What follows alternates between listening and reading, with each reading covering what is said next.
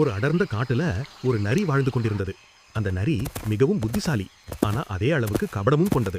ஒரு நாள் அது காட்டுல வாழும் கொக்க பார்த்து நினைத்தது, இந்த கொக்கு ரொம்ப நல்லவ மாதிரி இருக்கா, இவளைய கொஞ்சம் ஏமாத்தி பார்க்கலாம். அதனால் நரி கொக்கை அழைத்து சொன்னது, நண்பா, நாளைக்கு என் வீட்டுக்கு வா, நான் உனக்காக ஒரு ஸ்பெஷல் விருந்து வைக்கிறேன். கொக்கு மிகவும் சந்தோஷமாகி அழைப்பை ஏற்றுக்கொண்டது. அடுத்த நாள் கொக்கு நேரம் பார்த்து நரியின் வீட்டுக்கு வந்தது. அது உள்ளே சென்றதும் அங்கு நல்ல வாசனை கமழும் சாப்பாடு ரெடியாகி இருந்தது. நரி சிரித்தபடி சொன்னது, வா நண்பா, உட்காரு, நான் உனக்காக சூப்பரா சாப்பாடு செய்திருக்கேன். அது 2 பெரிய தட்டுகளை கொண்டு வந்தது. ஆனா அந்த தட்டுகள் எல்லாம் மிகவும் தட்டையான பிளேட்ஸ். அதில் சாறு மாதிரி சாப்பாடு பரப்பி வைத்திருந்தது. நரி உடனே சாப்பிட ஆரம்பித்தது. அதற்கு எளிதாக நாக்கால் சாப்பிட முடிந்தது. ஆனா கொக்கு முயற்சி செய்தது. அதன் நீளமான மூக்கால் அந்த தட்டிலிருந்து சாப்பிட முடியவில்லை.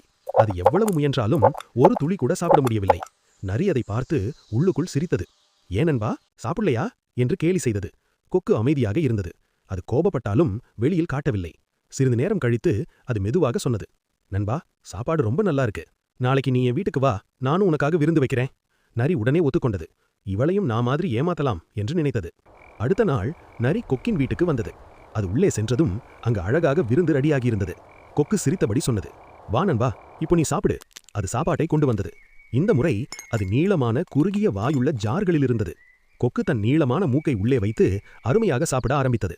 ஆனா நரிக்கு அந்த ஜாருக்குள் முகம் போகவே முடியவில்லை. அது முயற்சி செய்தது, மீண்டும் முயற்சி செய்தது, ஆனா சாப்பிட முடியவில்லை. இப்போது கொக்கு மெதுவாக சிரித்தது. நண்பா, சாப்பிடலையா என்று கேட்டது.